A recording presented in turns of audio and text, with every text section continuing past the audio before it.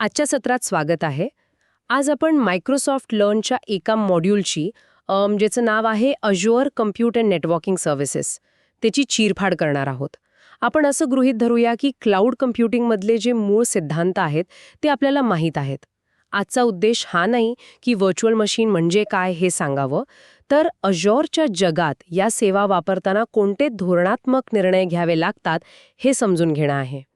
याला एक technical lecture समजू नका, तर दोन मित्रांमधल्या गप्पा समजा जे अज्युअर नावाच्या एका विशाल डिजिटल शहराच्या आराखड्यावर चर्चा करत आहेत. अगदी बरोबर. आणि अज्युअर हे एक शहर आहे या दृष्टिकोनातून पाहिलं की नाही की गोष्टी खूप सोप्या होतात. म्हणजे या शहरात आपलं काम किंवा ॲप्लिकेशन्स जिथे राहतात ती जागा म्हणजे कम्प्यूट. आणि या सगळ्या जागांना जोडणारे रस्ते, पूल, कम्युनिकेशन लाईन्स हे सगळं म्हणजे नेटवर्किंग. बरोबर. तर आज आपण या शहराचं नियोजन कसं केलं जातं, कोणत्या प्रकारची घरं उपलब्ध आहेत आणि त्यांच्यातले व्यवहार कसे चालतात याचा एक सखोल आढावा घेणार आहोत. उत्तम. चला तर मग या शहराच्या पायाभूत गोष्टींपासून सुरुवात करूया. म्हणजे व्हर्च्युअल मशीन्स किंवा व्हीएम्स. आता व्हीएम्स ही तर क्लाउडची सगळ्यात जुनी आणि जाणती संकल्पना आहे. पण अज्युअरच्या संदर्भात फक्त एक व्हीएम तयार करण्यापलीकडे काय विचार करायला हवा? हां, खूप महत्त्वाचा प्रश्न आहे. व्हीएम म्हणजे इन्फ्रास्ट्रक्चर ॲज अ सर्व्हिस, म्हणजे IaaS. सोप्या भाषेत सांगायचं तर तुम्हाला एक मोकळी जागा, एक सर्व्हर मिळतो. त्यावर कोणती ऑपरेटिंग सिस्टम टाकायची, कोणतं सॉफ्टवेअर इन्स्टॉल करायचं. हे सगळं स्वातंत्र्य आपलं असतं. हो, पण खरी गंमत याच्या पुढच्या टप्प्यात आहे. म्हणजे जेव्हा तुम्हाला एका व्हीएमने काम भागत नाही, तेव्हा अज्युअर तुम्हाला दोन खूप शक्तिशाली पर्याय देतं. तुम्ही व्हर्च्युअल मशीन स्केल सेट्स आणि अवेलेबिलिटी सेट्सबद्दल बोलत आहात, बरोबर? अगदी बरोबर. या दोन्ही संकल्पना एकापेक्षा जास्त व्हीएमसाठी आहेत, पण त्या दोन पूर्णपणे वेगळ्या समस्या सोडवतात. अगदी अचूक. व्हर्च्युअल मशीन स्केल सेट्स हे मागणी म्हणजे डिमांड या समस्येवरचं उत्तर आहे. समजा तुमची एक ई-कॉमर्स वेबसाईट आहे आणि दिवाळीच्या काळात अचानक ट्रॅफिक 100 पटीने वाढतो. अशावेळी तुमची वेबसाईट क्रॅश होऊ नये म्हणून स्केल सेट्स एका टेम्पलेटवरून तुमच्या ठरवलेल्या नियमानुसार, म्हणजे समजा CPU वापर 80% वर गेला की आपोआप नवीन व्हीएम्स तयार होणार. एक्झॅक्टली.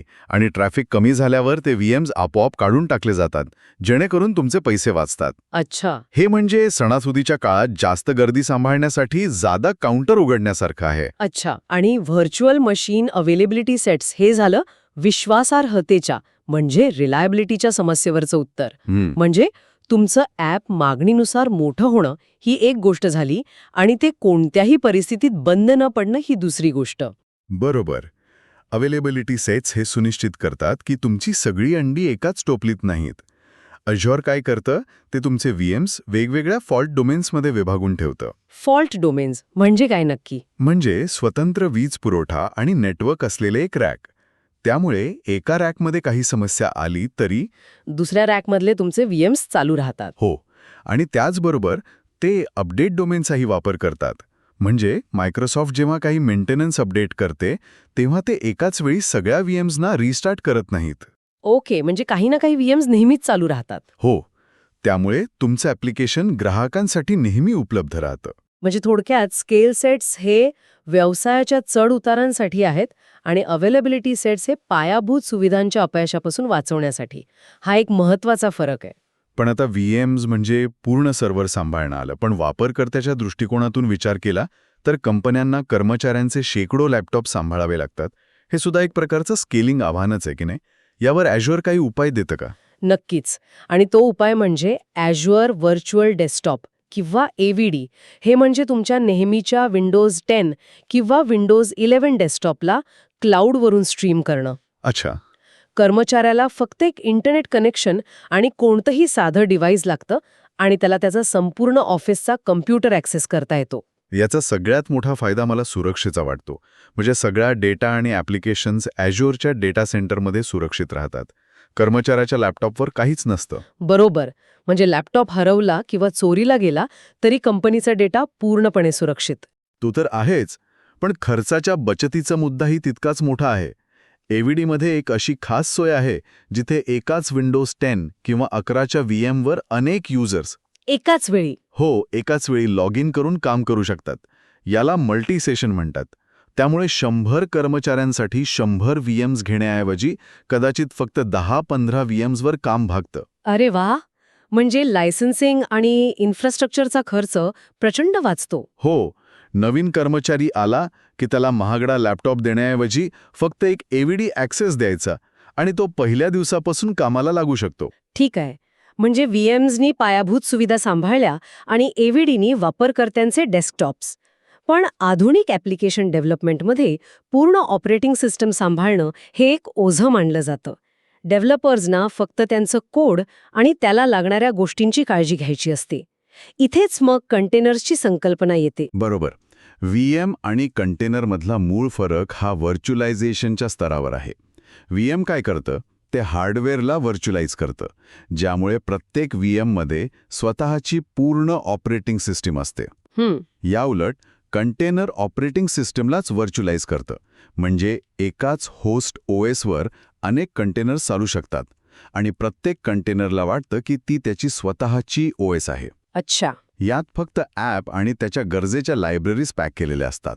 त्यामुळे ते VMsपेक्षा खूप हलके, वेगवान आणि पोर्टेबल असतात. तर आपल्या डिजिटल शहराच्या भाषेत सांगायचं तर VM म्हणजे एक स्वतंत्र बंगला, ज्याला स्वतःचं पाणी आणि वीज कनेक्शन आहे, आणि कंटेनर म्हणजे एका मोठ्या इमारतीतला एक तयार स्टुडिओ अपार्टमेंट, जो इमारतीचं मुख्य पाणी आणि वीज कनेक्शन वापरतो, पण आतून स्वयंपूर्ण असतो. एकदम बरोबर उदाहरण आहे. मग ॲझ्युअरमध्ये हे स्टुडिओ अपार्टमेंट सांभाळण्यासाठी कोणते पर्याय आहेत? कारण इथेच अनेकदा लोकांचा गोंधळ उडतो. Azure यावर 3 स्तरांवरचे पर्याय देतं आणि योग्य पर्याय निवडणं महत्त्वाचं आहे. सर्वात सोपा पर्याय आहे Azure कंटेनर इन्स्टन्सेस, म्हणजे ACI. ACI याला सर्व्हरलेस कंटेनर्स म्हणतात. इथे तुम्हाला फक्त तुमचा कंटेनर अपलोड करायचा आहे आणि Azure त्याला तुमच्यासाठी चालवतं. तुम्हाला सर्व्हर, क्लस्टर किंवा स्केलिंग कशाचीही काळजी करायची गरज नाही. म्हणजे मला फक्त एका रात्रीसाठी एक स्टुडिओ अपार्टमेंट हवंय, अशी ही सोय आहे. अगदी तसंच. एखादं छोटं काम करण्यासाठी किंवा टेस्टिंगसाठी हा उत्तम पर्याय आहे. पण जर मला एकापेक्षा जास्त अपार्टमेंट्स हवी असतील आणि त्यांच्यात रहदारीचं व्यवस्थापनही करायचं असेल तर? त्यासाठी दुसरा पर्याय आहे Azure कंटेनर ॲप्स. हा ACI आणि पुढच्या पर्यायाच्या मधला सुवर्ण मध्य आहे असं म्हणू शकतो. हे क्युबरनेटिसच्या शक्तीवर बनलेलं आहे, पण त्याची सगळी गुंतागुंत तुमच्यापासून लपवून ठेवतं. अच्छा. यात तुम्हाला सोप्या पद्धतीने स्केलिंग, लोड बॅलन्सिंग आणि नेटवर्क पॉलिसीसारख्या गोष्टी मिळतात. मायक्रो सर्व्हिसेसवर आधारित ॲप चालवण्यासाठी हा एक उत्तम पर्याय आहे.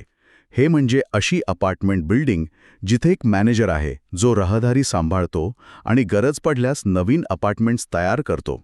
आणि तिसरा, जो सगळ्यात शक्तिशाली आणि गुंतागुंतीचा मानला जातो, Azure कुबरनेटिस सर्व्हिस म्हणजे AKS.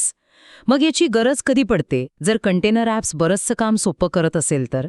जेव्हा तुम्हाला तुमच्या कंटेनर्सच्या शहरावर पूर्ण नियंत्रण हवं असतं तेव्हा AKSची गरज लागते. AKS तुम्हाला कुबरनेटिसचं संपूर्ण क्लस्टर मॅनेज करण्याची ताकद देतं. म्हणजे पूर्ण कंट्रोल. हो.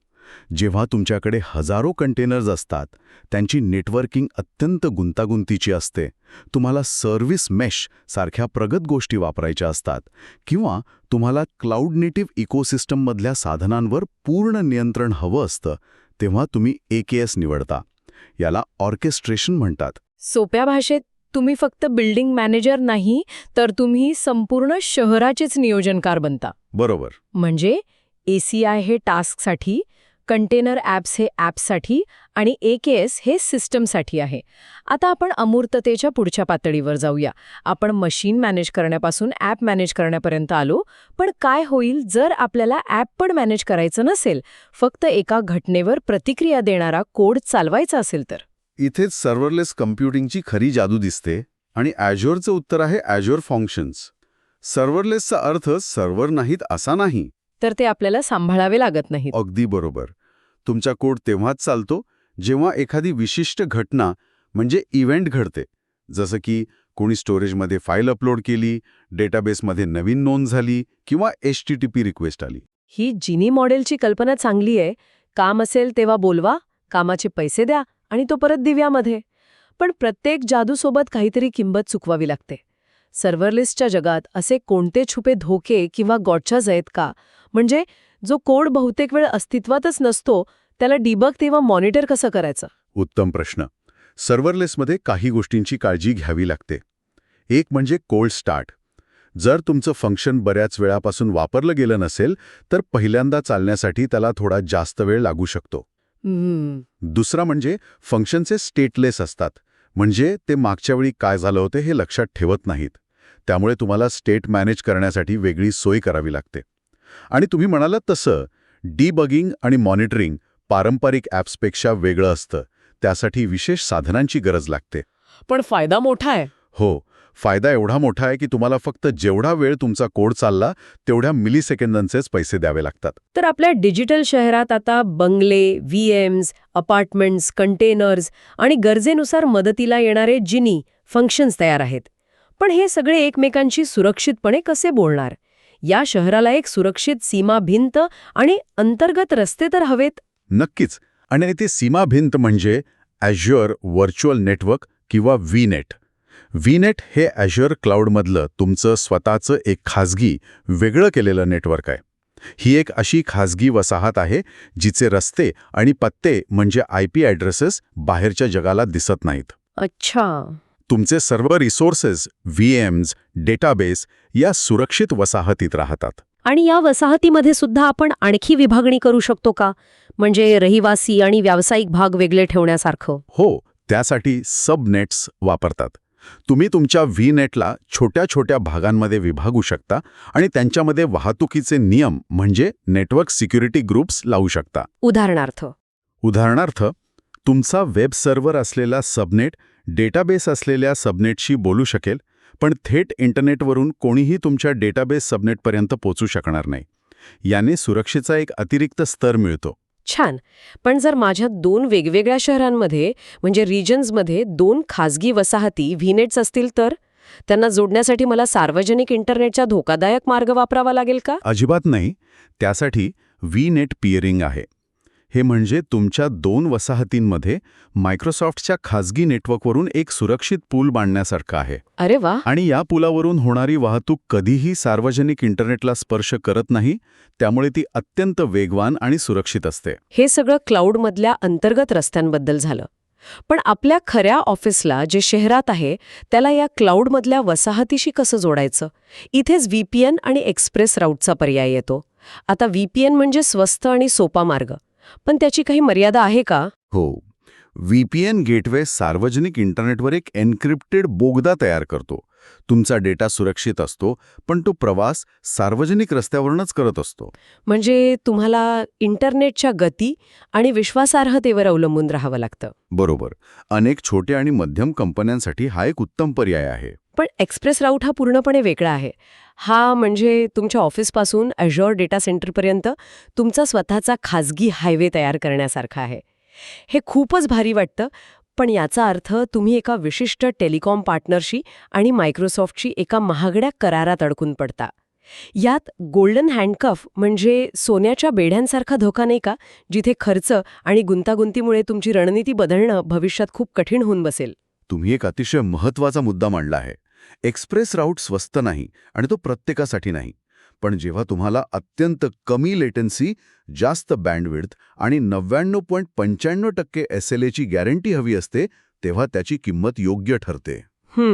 उदाहरणार्थ, जेव्हा तुम्ही SAP सारखे मोठे ॲप्लिकेशन्स क्लाउडवर हलवत असाल किंवा तुम्हाला रोज टेराबाइट्स डेटा तुमच्या ऑफिस आणि क्लाउडमध्ये ट्रान्सफर करायचा असेल किंवा जिथे सुरक्षेबाबत कोणतीही तडजोड चालणार नाही, अशा वेळी एक्सप्रेस राऊट आवश्यक ठरतो. म्हणजे ही एक गुंतवणूक आहे. हो, ही एक गुंतवणूक आहे, पण ती योग्य कामासाठी केल्यास फायद्याची ठरते. समजलं. म्हणजे निवड तुमच्या गरजेच्या तीव्रतेवर आणि बजेटवर अवलंबून आहे. आता शेवटचा पण महत्वाचा टप्पा. आपल्या शहरात घरं आहेत, पत्ते आहेत, IP ॲड्रेस, रस्ते आहेत. पण 172.16.0.4 सारखे आकडे लक्षात ठेवणं अशक्य आहे. आपल्याला सोपी नावं हवीत. इथेच DNSची भूमिका येते. अगदी बरोबर. DNS म्हणजे डोमेन नेम सिस्टम ही इंटरनेटची फोनबुक आहे. ती माणसांना समजणारी नावं जसं की app.mycompany.com यांना कम्प्युटरला समजणाऱ्या IP ॲड्रेसमध्ये बदलते. Azure DNS ही सेवा तुम्हाला तुमच्या डोमेनची फोनबुक सांभाळण्याची सुविधा देते. पण Azure DNS फक्त सार्वजनिक वेबसाईटसाठीच आहे का? की माझ्या खाजगी VNetमधल्या घरांना एकमेकांना नावाने ओळखण्यासाठी पण याचा उपयोग होतो? म्हणजे माझ्या वेब सर्व्हरला db-server01 या नावाने माझ्या डेटाबेसशी बोलता येईल का? तेही सार्वजनिक इंटरनेटवर न जाता? उत्तम मुद्दा. आणि याचं उत्तर हो आहे. Azure DNS 2 प्रकारांमध्ये येतं. पब्लिक DNS झोन्स आणि private DNS zones. Okay. Public zones हे तुमच्या सार्वजनिक वेबसाईटसाठी असतात, www.mycompany.com वगैरे. तर प्रायव्हेट DNS झोन्स हे तुमच्या VNetशी जोडलेले असतात. ते तुमच्या खाजगी वसाहतीसाठी एक अंतर्गत गुप्त फोन बुक तयार करतात. अच्छा. त्यामुळे तुमचे सर्व सर्व्हिसेस एकमेकांशी नावाने, सुरक्षितपणे आणि खाजगी नेटवर्कमध्येच बोलू शकतात. ही एक अत्यंत शक्तिशाली सुविधा आहे. एक गोष्ट स्पष्ट करायला हवी, Azure DNS ही तुमची फोनबुक सांभाळते, पण तुम्हाला फोन नंबर म्हणजे डोमेनचं नाव हे रजिस्ट्रारकडूनच विकत घ्यावं लागतं, बरोबर? अगदी बरोबर. ते डोमेन नेम रजिस्ट्रेशनची सेवा देत नाहीत, फक्त त्या नावापुढचा पत्ता सांभाळतात. तर आज आपण Azure नावाच्या डिजिटल शहराची एक सखोल सफर केली. आपण निवडीच्या वेगवेगळ्या स्तरांवर पाहिलं. पूर्ण नियंत्रणाचे बंगले म्हणजे VMs पासून ते कमी व्यवस्थापनाचे स्टुडिओ अपार्टमेंट्स म्हणजे कंटेनर्स आणि शेवटी फक्त गरजेनुसार काम करणारे जिनी म्हणजे फंक्शन्स. आणि मग आपण ह्या सगळ्यांना जोडणारं नेटवर्क पाहिलं. खाजगी वसाहती, VNet आणि त्यातील रस्ते, सबनेट्स, 2 वसाहतींना जोडणारे पूल, पिअरिंग. आणि आपल्या खऱ्या शहराला या डिजिटल शहराशी जोडणारे सुरक्षित बोगदे, VPN आणि खाजगी हायवे, एक्सप्रेस राऊट. हो, आणि शेवटी शहराची सार्वजनिक आणि खाजगी फोन बुक म्हणजे Azure DNS सुद्धा पाहिली. यातला मुख्य धडा हा आहे की इथे सर्वोत्तम असं काही नाही, फक्त तुमच्या कामासाठी योग्य असं काहीतरी आहे. ही निवड फक्त तंत्रज्ञानाची नाही, तर खर्च, नियंत्रण, वेग आणि व्यवस्थापनाचा ताण या सगळ्यांमधील समतोलाची आहे. अगदी खरं. आणि हेच श्रोत्यांसाठी एका विचाराला चालना देतं. आपण या सेवांना बाहेरच्या जगापासून कसं सुरक्षित ठेवायचं यावर बोललो. VNet, VPN, एक्सप्रेस रूट हे सगळं बाहेरील धोक्यांपासून वाचण्यासाठी आहे. पण तुमच्या स्वतःच्या सुरक्षित वसाहतीत सुद्धा एका घरातून दुसऱ्या घरात चोरी होऊ नये यासाठी तुम्ही काय कराल? म्हणजे तुमच्या वेब ॲप्लिकेशनच्या VM किंवा कंटेनरवर हल्ला झाल्यास तो हल्लेखोर तिथून तुमच्या डेटाबेस सर्व्हरपर्यंत पोहोचू नये याची खात्री तुम्ही कशी कराल? याला झिरो ट्रस्ट किंवा डिफेन्स इन डेप्थ म्हणतात. सुरक्षेचा हा अंतर्गत स्तर कसा तयार करायचा यावर विचार करण्यासारखा आहे.